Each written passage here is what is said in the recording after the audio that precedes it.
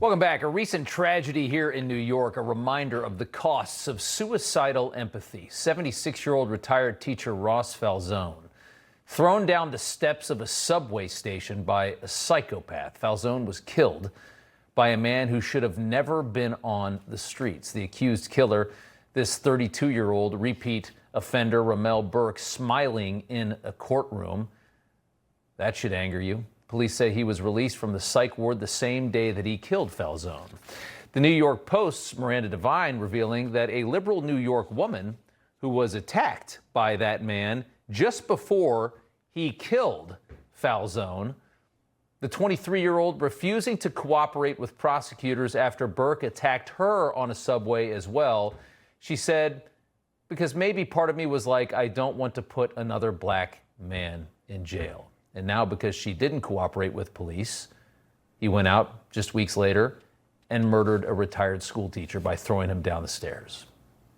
Dr. Gad Saad is the author of the book Suicidal Empathy. It is a book that is exactly about moments like this and what we're doing to ourselves to achieve some kind of ridiculous virtue. Doctor, good to have you back on. Your reaction to that story and talk about, this is exactly your point.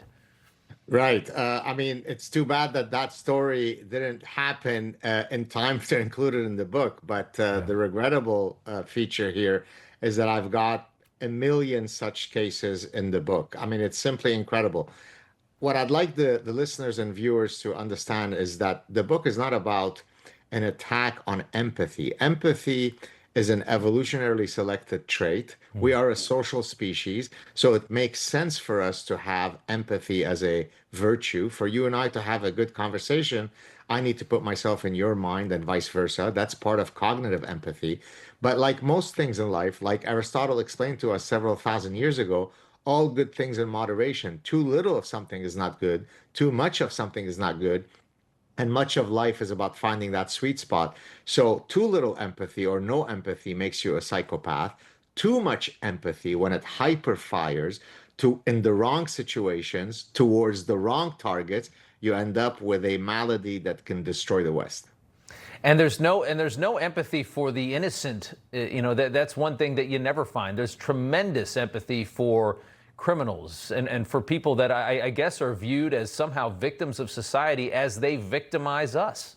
Exactly. So in the case of these recidivist criminals, the idea is that they are born as beautiful human beings, and it is only the fact that they have been socialized into a life of criminality. In this case, it's a black individual who undoubtedly had to go through the horrors of living in the white supremacist United States. So in that case, why would you then double punish him? He's already been punished by being a black man in the United States. Now you're going to punish him by presuming that he's got personal agency. Right. God forbid. He probably needs another 200 chances before we actually throw away the key. You got to wonder what that 23-year-old woman feels knowing that this has happened, because she didn't want to prosecute. She didn't want to help the police. He'd be in jail. This wouldn't have happened.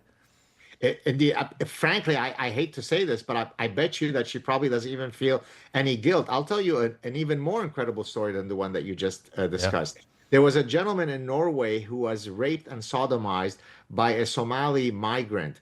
The Somali migrant ended up serving a very small sentence in Norway because the Norwegians are very kind and empathetic. After he was released, he was going to be deported back to Mogadishu.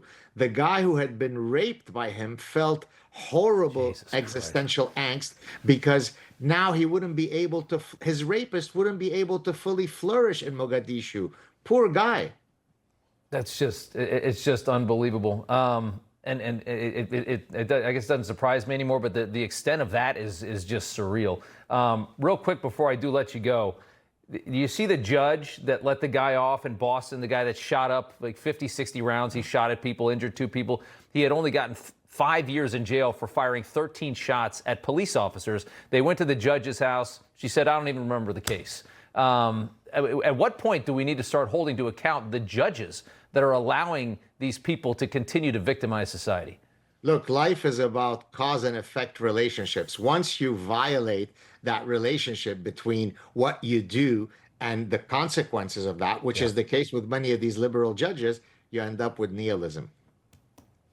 Nihilism. Yeah, good to see you. Dr. Gad Saad, we appreciate you coming on. It is a wonderful book. Thank you so much for joining us. Suicidal Empathy is the name of it. We appreciate it, sir. Cheers. Take care. Coming up. You know, everybody's reporting the same stories, the same spin. You turn the channel, it's always the same. But not us. We're different. We report the real news. No spin, just the facts. Turn to us, and you won't turn back. Tune in to Rob Schmidt tonight on Newsmax.